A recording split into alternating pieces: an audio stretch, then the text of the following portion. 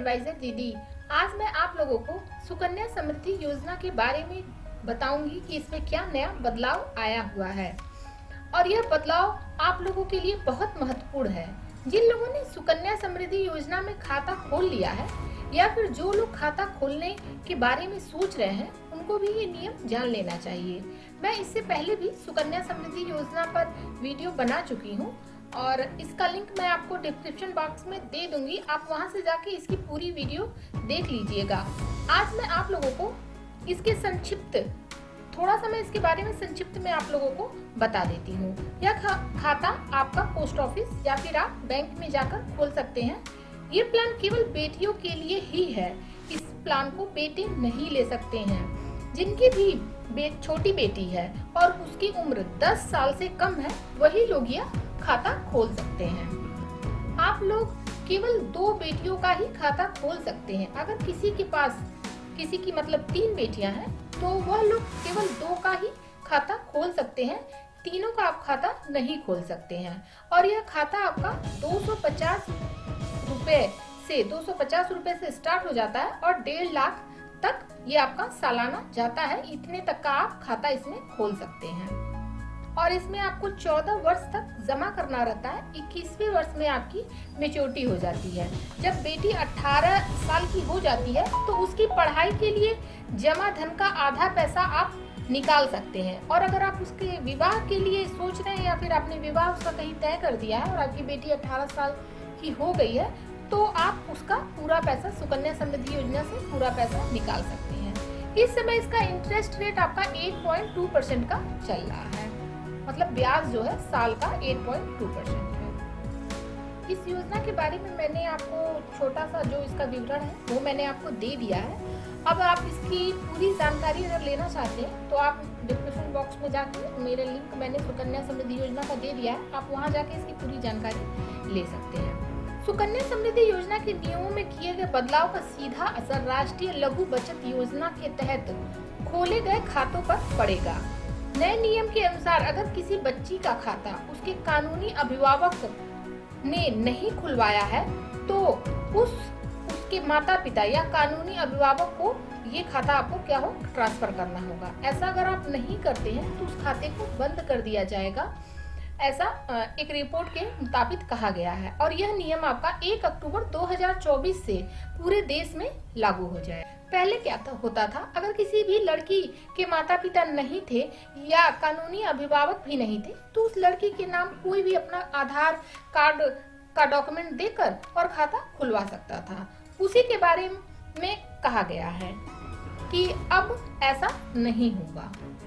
अब उसके माता पिता या फिर कानूनी अभिभावक ही उसका खाता खुलवा सकेंगे। अगर किसी और ने खाता खुलवा दिया है, तो उसको 1 अक्टूबर से पहले जा करके उसके कानूनी अभिभावक को यह खाता ट्रांसफर करना होगा। पहले माता पिता, दादा दादी, नाना नानी कोई भी अपना डॉक्यूमेंट लगाकर खाता खोल देते थे, लेकिन अब केवल माता पिता ही खाता खोल सकते हैं। उसके अलावा जो उस बेटी का कानूनी अभिभावक होगा, वही खाता खोल सकता है। तो चलिए आप जान लेते हैं कि कानूनी अभिभावक कौन लोग हो सकते हैं। कानून की नजर में अभिभावक वह है जो लिखा पढ़ी के साथ तथा एफिडेविट के साथ कानूनी अभिभावक बनते हैं और 18 साल तक उसका मतलब जो बेटी है उस पे उनका अधिकार रहता है। उसकी पढ़ाई लिखाई से लेकर उसके सभी वित्तीय जरूरतों को वो लोग क्या करते हैं, उनकी पूरी जिम्मेदारी उनकी होती है कि बेटी की जो भी जिम्मेदारी है वो सारी जिम्मेदारी वह उठाते हैं। लेकिन जैसे ही बेटी 18 साल की हो जाती है, तो उससे उनका अधिकार वो हट जाता है। वो अब 18 साल की चूंकि बालिग हो जाती है, तो इसलिए अब वो अपनी जिम्मेदारी खुद उठा सकती है। वहाँ पे कानूनी अभिभावक का जो भी रोल रहता है, वो रोल वहाँ पे खत्म हो जाता है। अब कानूनी अभिभावक कब बना जाता है, जब माता पिता ना हो या फिर माता पिता असमर्थ हो उस बच्ची को पालने में। चलिए कानूनी अभिभावक के बारे में कुछ मुख्य बातें हैं जो हम जान लेते हैं कि कौन से ऐसे लोग हैं जो कानूनी अभिभावक बन सकते हैं या कैसे बन सकते हैं। इसके कुछ पॉइंट हैं जो मैं आपको बता देती हूँ। कानूनी अभिभावक को नियुक्त करने के लिए अदालत में विशेष संरक्षकता आदेश की जरूरत होती है। दूसरा, कानूनी अभिभावक को बच्चे की देखभाल तब तक करनी होती है जब तक कि बच्चा 18 साल का ना हो जाए। तीसरा, माता पिता अपनी वसीयत में किसी को अपने बच्चे का कानूनी अभिभावक नियुक्त कर सकते हैं। चौथा, अगर माता पिता बच्चे की कस्टडी खो देते हैं तो अदालत किसी और को बच्चे का कानूनी अभिभावक नियुक्त कर सकती है। पांचवा, अगर माता पिता की मौत हो जाती है और उसके पास वसीयत है तो वसीयत में नियुक्त व्यक्ति को ज्यादातर मामलों में बच्चे के कानूनी अभिभावक बनाया जा सकता है। छठवां, अगर माता पिता की मौत हो जाती है और उसके पास वसीयत नहीं है तो अदालत किसी को बच्चे का कानूनी अभिभावक नियुक्त कर सकती है।